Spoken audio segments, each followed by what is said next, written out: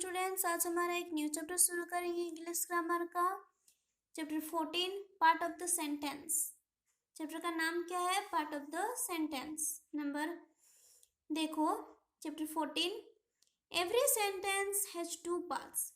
सारे सेंटेंस में two part होता है। सारे सेंटेंस में पहले है द सब्जेक्ट, दूसरा है द प्रेडिकेट।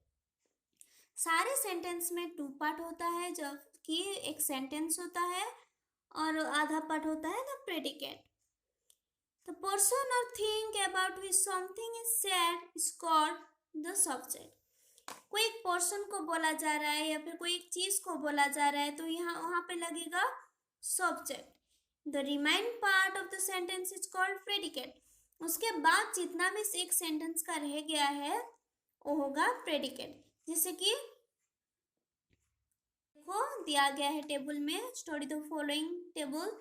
देखो यहाँ पे क्या है, एक सेंटेंस है हरी सेंग ए सॉन्ग। एक नंबर एक सेंटेंस है हरी सेंग ए सॉन्ग। तो हरी क्या है? सब्जेक्ट। बाकी सब्जेक्ट के बाद जितना भी सब कुछ रह गया वो है predicate. This story is very interesting. तो होगा सब्जेक्ट क्या होगा? This story. प्रेडिकेट होगा is very interesting. Honesty is the best policy. तो ऑनेस्टी है सब्जेक्ट, उसके बाद जो भी रह गया है वो सब प्रेडिकेट। वैसे ही होगा the predicate can be divided into two parts. देखो सेंटेंस तो टू पार्ट में डिवाइड होता है, जैसे कि द सब्जेक्ट और द प्रेडिकेट। लेकिन अभी प्रेडिकेट फिर से टू टाइप में डिवाइड किया गया है। क्या क्या? The verb and the complement. एक है वर्ब और दूसरा है the complement. Study the following table. Subject है ये। देखो पहले हमें सेंटेंस को डिवाइड किया गया है सब्जेक्ट एंड प्रेडिकेट में। सब्जेक्ट एंड प्रेडिकेट हो गया। प्रेडिकेट को फिर से टू टाइप में डिवाइड किया गया, वर्ब और कॉम्प्लीमेंट।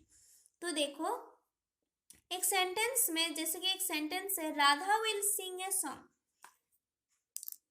सेंटेंस है Radha will sing a song.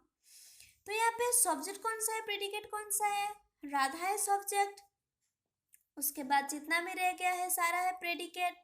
तो प्रेडिकेट फिर से टू टाइप में डिवाइड किया गया है, वर्ब और कॉम्प्लीमेंट। तो प्रेडिकेट का वर्ब क्या है?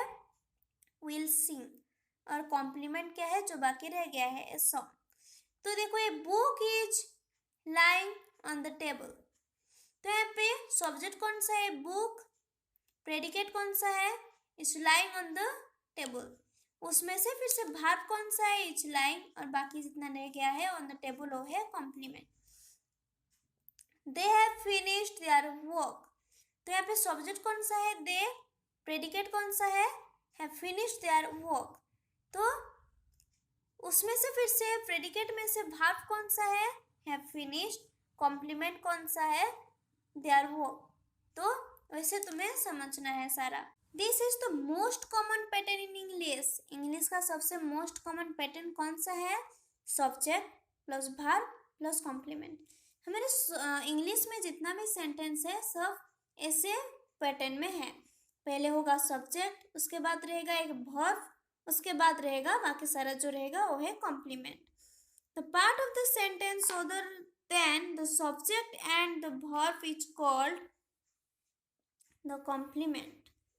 तो the part of the sentence other than the subject and verb is called complement। तो देखो एक सेंटेंस में सब्जेक्ट और वर्ब को छोड़ देने से जितना भी रह गया वो सब है कॉम्प्लीमेंट।